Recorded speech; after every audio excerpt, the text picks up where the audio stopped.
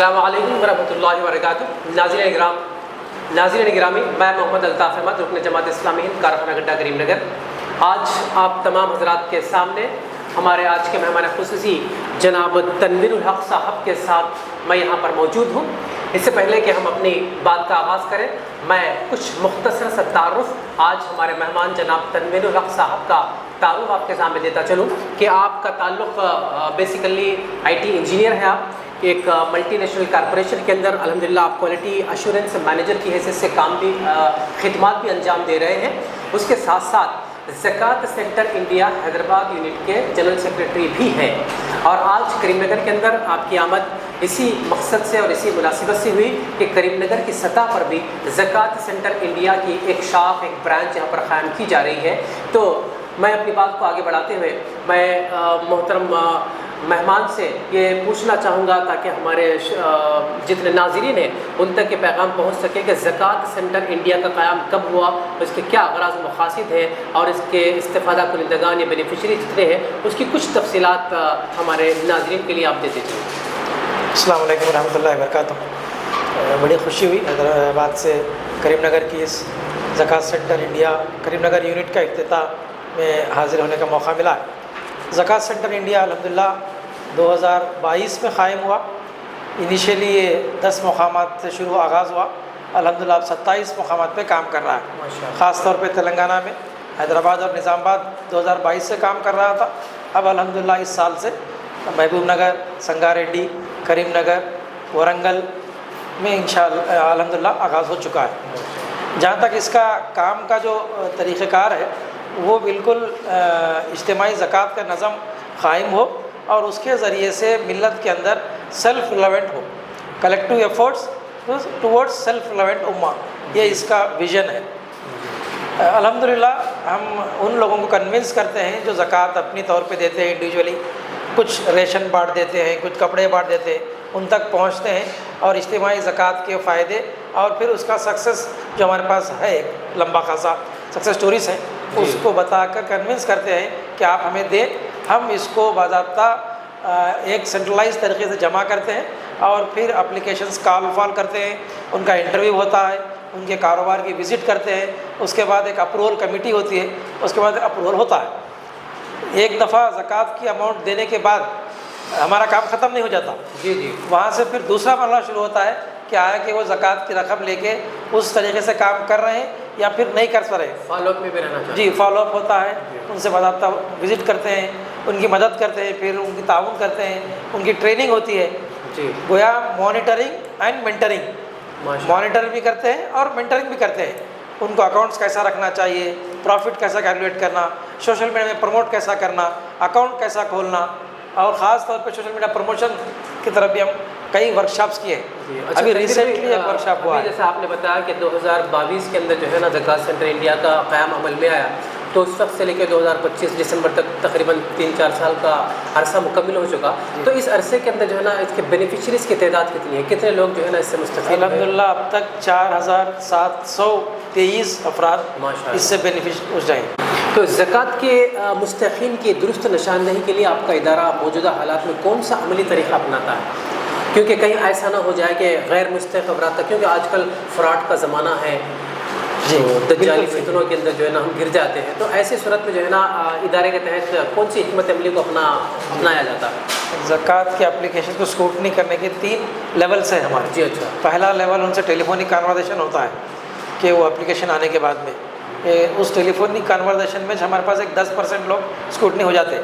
اچھا، کہ بہرحال کہاں سے اپلیکیشن ملا آپ کو، کہاں سے ملا، بہرحال محلے میں آئے تھے لوگ، کوئی تقسیم کرے، ہم بھی اپلائی کر دیے، ایسے ان ریلیٹڈ لوگ آ جاتے ہیں۔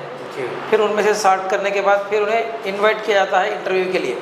انٹرویو میں باضابطہ ان کی پوری اپلیکیشن کے تحت انٹرویو لیا جاتا ہے۔ مثال کے طور پہ وہ کاروبار کے لیے اپلائی کریں تو کاروبار کا تجربہ ہے نہیں ہے، آیا وہ زکوٰۃ کے مستحق ہے نہیں ہے، یہ پوری سوالات کے بعد پھر کچھ لوگ اس میں سارٹ ہو جاتے ہیں۔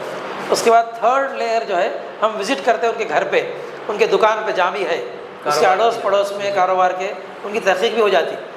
اس کے بعد جو ہے ہم پیسہ نہیں دیتے ان کو، جو کاروبار کر رہے ہیں وہ کاروبار کی اشیاء دلاتے ہیں ان کو۔ اچھا، اس کے ذریعے سے یہ پورے جتنے فراڈ کیسز ہیں الحمدللہ اسکروٹنی ہو جاتے ہیں کہ بھائی بڑے حد تک اس کے باوجود بھی بعض وقت جو ہے کچھ لوگ کوشش کرتے ہیں الحمدللہ اس کو ہماری پروسیس میں اسکوٹنی میں ملنے کے بعد پھر ہم چھوڑ دیتے ہیں اس کو. ماشاء اللہ. اچھا ایک اور سوال کہ زکوٰۃ کی جو تقسیم میں جو شفافیت یا پھر ٹرانسپیرنسی کی جو ضرورت ہے اس کے ریکارڈ اور احتساب کو یقینی بنانے کے لیے آپ کے ادارے کا انتظامی سسٹم کیسا ہے؟ سب سے پہلے کہ ہم پورا کمپلیٹ آن لائن ہوتا ہے جی. اور ہر چیز کا ایک سافٹ ویئر ہے اور کوئی ٹرانزیکشن نہ پیمنٹ کا نہ انکم کا نہ ایکسپینڈیچر کا کیش کے ذریعے سے نہیں ہوتا, پورے تھرو چیک ہوتا ہے. انکم جو بھی آتی ہے وہ پورا بینک میں ڈپازٹ ہو جاتا ہے, چاہے وہ کیش کی شکل میں ہو یا آن لائن میں ہو, اور بینک کے ذریعے سے ہی اس کو تقسیم کیا جاتا ہے چیک کے ذریعے سے. اور 3 لوگ اس کے سگنیچری اتھارٹی ہوتی ہے اور ایک اپروول کمیٹی ہوتی ہے. پوری چیز ٹرانسپیرنٹ رہتی ہے اور ہر چیز کی 2 آڈٹ ہوتے ہیں, ایک شرعی آڈٹ ہوتی ہے ہر سال اور انٹرنل آڈٹ ہوتی ہے ہمارے آڈیٹر کے ساتھ. اس طریقے سے پورے چیزوں کو فالو کیا جاتا ہے اور ملٹیپل اسکوٹنی کے پروسیس ہونے کی وجہ سے کوئی اس میں انشاءاللہ اب تک کوئی چیز گڑبڑ نہیں ہوئی. اچھا آپ کے اندازے کے مطابق اب اگر ہم ہندوستان کی سطح کی بات کرتے ہیں تو ہندوستان کے لیول پہ آل انڈیا لیول پہ جو ہے نا کتنی زکوٰۃ جو ہے مسلمانوں کی جانب سے نکالی جاتی ہے یا جمع کی جاتی ہے؟ ایک اندازہ ہی ہے 30,000 کروڑ کی زکوٰۃ ہندوستان میں نکلتی ہے. 30,000 کروڑ؟ جی ہر سال, بہت بڑی اماؤنٹ ہے. یہ انالیسس ہے, جتنے بھی لوگ ہمارے انالیسس کرنے والے ہیں ان کا فگر ہے. یہ ہو سکتا ہے اس میں تھوڑا بہت آگے پیچھے ہوگا, لیکن اندازہ کے مطابق یہ ایوریج اماؤنٹ ہے جو ہر سال اسپینڈ ہو رہی ہے امت کے اوپر کسی نہ کسی شکل میں. چاہے وہ ریشن کٹ بانٹ دیں یا پھر رمضان کے وقت کپڑے بانٹ دیں, کسی کی مدد بھی کر دیتے ہیں. جس انداز میں ہونا چاہیے اس انداز میں اگر ہوتی تو شاید غربت کا خاتمہ ہو جاتا. جی اصل وہی ہمارا جو کانسیپٹ یہ ہے کہ پروڈکٹیو مینس میں ہو, کنزمپٹیو میں نہیں. کنزمپٹیو چیز خرچ ہو جاتی ہے, کھا لیتے ہیں پہن لیتے ہیں ختم ہو جاتی ہے. اگر ہم پروڈکٹیو مینس میں خرچ کرتے ہیں تو وہ ریکرنگ ہوتی ہے, اماؤنٹ بڑھتا ہے, کام کرتے ہیں, پھر ضرورت پڑے تو پھر پیسہ اسے دیا جاتا ہے. اس طریقے سے الحمدللہ وہ اچھا طریقے. یہ جو زکوٰۃ کا جو ایکچولی ہمارا جو طریقہ ہے, مطلب زکوٰۃ کو جس کے لیے ہم اپنائے ہیں اس میں ہمارا مین انٹینشن یہ ہے کہ زکوٰۃ آج لینے والا کل جو ہے دینے والے کی کیٹیگری کے اندر آ جائے. تو ان 4 سالوں کے اندر کوئی ایک ایسا تجربہ آپ کے مطلب بینیفیشریز کے اندر سے کہ جس کو ہم یہ مثال کے تحت ہم فٹ کر سکتے ہیں؟ زکوٰۃ دینے والے تو اب تک آئیڈینٹیفائی نہیں ہوئے, ہو سکتا ہوئے ہوں کہ اب تک ہمارے تک نہیں پہنچے ہو. البتہ جو فیڈ بیکس میں ملے ہیں, جو ہم ریچیک کرتے ہیں, مثال کے طور پر ایک خاتون ہے جس کو ہم صرف 43,000 کی مشین دلائے تھے. الحمدللہ وہ اب نہیں, ادرک لہسن مسالے کی مشین. اوکے جی. اب وہ مشینیں خرید رہی ہے. ابھی لیٹسٹ اطلاع ہے کہ وہ 3 مشینوں کی مالک ہے اور اس کے پاس 4-5 لوگ کام کر رہے ہیں. ماشاءاللہ. اسی طریقے سے ایک سلائی سینٹر کا مشین دیے تھے اس کو ہم سیدھے کی, وہ ریڈی میڈ کپڑے اسٹچ کرتی تھی کانٹریکٹ پہ لا کر. جی. اب جو ہے وہ خود ڈائریکٹ کپڑا خرید رہی, کٹنگ کر رہی, باضابطہ اس کا کارخانہ بنا ہوا ہے, اس کے پاس 5-6 لوگ کام کر رہے اور وہ خود ایک بڑی بزنس بن چکی ہے. اسی طریقے سے ایک اور صاحب پہلی دفعہ سونا خریدے اپنے آمدنی سے, ہو سکتا ہے وہ انشاءاللہ زکوٰۃ نکالے گی. زکوٰۃ کے مد میں جو پیسہ دے گا اس سے سونا خریدے؟ نہیں, جو ہماری امداد کی گئی تھی اس امداد سے وہ کمانے کے بعد اصل میں وہ یہ ہے کہ سونا خریدنا امت میں میرے لیے آپ کے لیے بہت آسان چیز ہوگی, لیکن ایک غریب آدمی سونا پہلی دفعہ خریدا ہے تو اس کی جو انتظام تھی کہ ہمارے آفس پہ آیا, آ کے بتایا کہ میری آمدنی اب الحمدللہ اتنی ہو چکی ہے کہ اس سال کی سیونگ میں سونا خریدا ہوں. ہو سکتا ہے انشاءاللہ وہ زکوٰۃ بھی نکالے, ہم موٹیویٹ کریں گے اس کو, اگر زکوٰۃ کی مد تک وہ اس کا سونا آ جائے. یہ تو سکسیس اسٹوری ہے, لیکن ہم صرف پازیٹیو پوائنٹس کو دیکھنے کے بجائے نیگیٹیوز کے اوپر نظر رکھنا بھی ہماری ذمہ داری ہے. جی. تو میرا سوال یہ ہے کہ کیا آپ کے بینیفیشریز کے اندر کچھ ایسے کیسز بھی آئے کہ جن کی آپ نے مدد کی اس کے باوجود بھی ان کے کوئی حالات نہیں بدلے؟ جی یقیناً ہے. اس میں کیا ہے, اصل میں امت کے اندر اتنے مسائل ہیں. آپ ایک کاز کے لیے مدد کریں, بچہ بیمار ہو گیا, وہ مشین بیچ دیے خاتون. اچھا. مشین دیے تھے اس کو, ہم کمانا شروع کر دی تھی, لیکن بچہ بیمار ہو گیا تو ظاہر بات ہے اب بیماری کے لیے تو ضروری امداد کرنا ہے, بیچ دی وہ. پھر دوبارہ ہمارے پاس آئی, ہم نے تحقیق کی تو واقعی وہ بچہ بیمار تھا, اس کے خرچ ہوا, تو پھر دوبارہ ہم مشین دلائے اس کو. اور ایک صاحب کو ہم بتاتا کرانہ دکان لگا کے دیے تھے. اچھا. دکان بیچ کے چلے گیا, وہ دکان بیچ دی, دکان بیچ کے چلے گئے دوسروں کو. معلوم ہوا کہ بہرحال اس کی بھی کچھ مسائل تھے, قرض بہت ہو چکا تھا, قرض کے ساتھ دکان چلنا مشکل تھا اس کو. تو پھر ہم اس کو ریفر کیے ہمارے سیوا بینک سے بلا سودی قرض دلائے اس کو ہم. اس کے بعد پھر کوشش کریں کہ وہ پھر دوبارہ اسٹیبل ہو. یقیناً امت کے اندر کئی مسائل ہیں، کئی لوگوں کو کام کرنے کی ضرورت ہے. ڈیفالٹرز ہمارے امت میں یقیناً رہیں گے ہمیشہ. 10% ایسا ہوتا ہے کہ ناتجربہ کاری کی بنیاد پہ ہاں یہ بھی ہے، مالی طور پر مدد تو کرتے ہیں لیکن ان کی ناتجربہ کاری کی بنیاد پہ جو ہے نا وہ گھاٹے کا یا خسارے کا شکار ہو جاتے ہیں. اس کے پھر ایسے لوگوں کی پھر سے مدد کی جاتی ہے یا پھر ان کو ناتجربہ کار اور نااہل لوگوں کی مدد نہیں کر رہے ہم. اسکروٹنائز میں نکل جا رہے وہ لوگ. اگر تجربہ نہیں ہے اور پھر سستی کاہلی، صبح 11 بجے 12 بجے دکان کھول رہا، یہ ہماری انفارمیشن میں آ رہی تو پھر ہم ان کی ہماری لسٹ میں سے نکال دیتے ہیں، دوبارہ مدد نہیں کرتے ایسے. اچھا، جو محنتی لوگ ہیں ان کو مدد کرنا چاہیے. ایک اور سوال یہ میں سمجھتا ہوں کہ ہمارے ناظرین کے ذہن میں بھی سوال ہے، وہ یہ کہ آپ جن مداد کے اوپر جو ہے زکوٰۃ کا پیسہ لوگوں کی مدد کے لیے پہنچا رہے ہیں تو کیا 100% لوگوں کے جو ہے نا لیولیہوڈ کے اوپر لگایا جا رہا ہے یا پھر کچھ اور بھی ان کے؟ اس میں زکوٰۃ سینٹر انڈیا کا لوکل یونٹ اپنے طور پہ ڈیسائیڈ کرتی ہے. جی. مثلاً حیدرآباد میں ہم نے یہ ڈیسائیڈ کیا کہ وہاں پر تعلیم کے مد میں کرنے والے بہت ادارے ہیں. جی. صحت کے لیے کام کرنے والے ادارے ہیں تو ان اداروں کو پریفر کر دیتے ہیں. اس کی ہم 80% روزگار پہ خرچ کر رہے ہیں. 80%. 10% ہم تعلیم پہ کر رہے ہیں، 10% جو ہے صحت اور کیا بولتے ہیں ایمرجنسی پہ کر رہے ہیں. اچھا. لیکن اگر کریم نگر کی یونٹ یہ محسوس کرتی ہے کہ یہاں پر بھی ضرورت ہے تو یہ اپنے طور پہ 60-40 کر سکتی ہے، 60-20 کر سکتی ہے. تو یہ اختیار مقامی یونٹ کو ان کے حالات کے مطابق طے کرنے کے لیے آزاد ہے. اچھا، ایک اور سوال یہ کہ ابھی جو کیونکہ لوگ جو ہے نا الگ الگ کاروبار سے وابستہ ہوتے ہیں، ان کا اپنا اپنا لیولیہوڈ کا اپنا الگ انداز ہے. جیسا کہ آپ نے اپنی تقریر میں بتایا تھا کہ ایک صاحب کے پاس کار خریدنے کے لیے کچھ 50% اماؤنٹ موجود تھا، باقی 50% زکوٰۃ سینٹر کی جانب سے دیا گیا. تو اس کی کچھ لمٹ ہے کہ ہم اتنی لمٹ تک مطلب 1 لاکھ 2 لاکھ یا پھر 50,000 ایسا کچھ لمٹ ہے کہ زکوٰۃ سینٹر آف انڈیا کی جانب سے اتنا ہی مدد کر سکتے ہیں؟ کوئی اس کے لیے کوئی لمٹ؟ کوئی لمٹ نہیں، کیس ٹو کیس ویری ہوتا ہے. جیسے میں آپ کو بتایا اس سے پہلے کہ اگر 25,000 کا کیس ہے تو 25 دیتے ہیں ہم.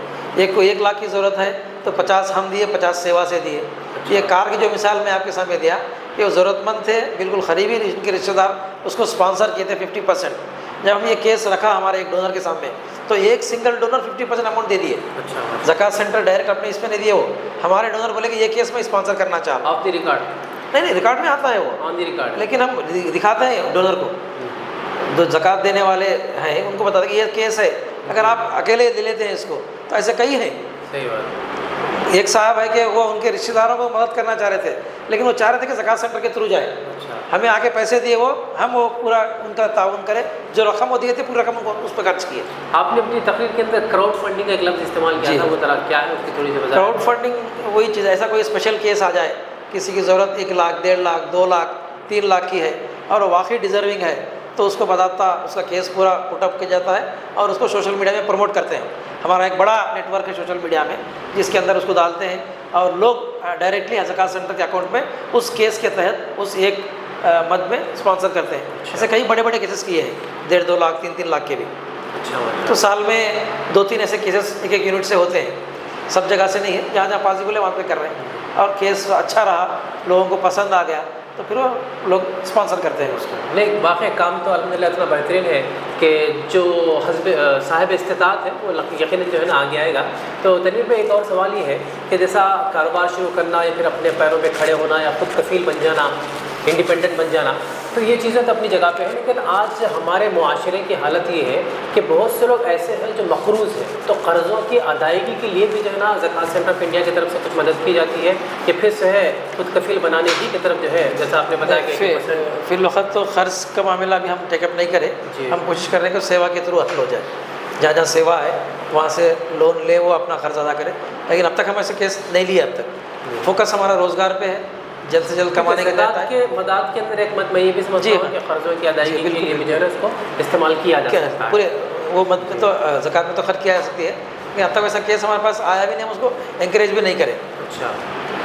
ہمارے مہمان سے جو ہے نا ایک آخری سوال یہ بھی پوچھنا چاہیں گے کہ بعض مرتبہ ہنگامی حالات جیسے ریسنٹلی ہم نے دیکھا کووڈ-19 کا مسئلہ، یا پھر جو ہے کہیں جو ہے قدرتی آفات آ گئے یا پھر اچانک معاشی بحران کا شکار ہو گیا، تو ایسی صورت میں جو ہے نا فوری اور مؤثر زکوٰۃ تقسیم کے لیے آپ کے پاس کیا انتظامی امور؟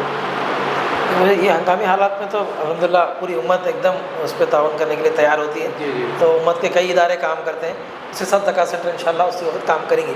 اب تک ہمارے ان 3-4 سالوں میں ایسے کوئی حالات باضابطہ حیدرآباد میں ہمارے سیکٹرس میں نہیں پیش آئے. اگر ایسے کچھ ہوتے ہیں تو انشاءاللہ ہم امت کے ساتھ رہیں گے انشاءاللہ. تو تھے ناظرین, یہ تھے جناب تنویر صاحب جو کہ زکوٰۃ سینٹر انڈیا حیدرآباد یونٹ کے جنرل سیکرٹری بھی ہیں, اور یہاں پر آج زکوٰۃ سینٹر انڈیا کریم نگر کے برانچ کے جو ہے افتتاح کے موقع پر آپ تشریف لائے تھے. ہمیں بڑی خوشی ہوئی, ہم آپ کا استقبال کرتے ہیں اور آپ کے مشکور بھی ہیں کہ آپ نے ہمارے کہنے پر جو ہے نا اپنا کچھ میسیج کریم نگر کے شہریوں کے لیے جو ہے نا دیا. ہم آپ کے مشکور و ممنون ہیں. انشاءاللہ آئندہ ایپیسوڈ میں پھر کسی ایک نئے مہمان کے ساتھ انشاءاللہ ملاقات ہوگی. جزاک اللہ خیرہ.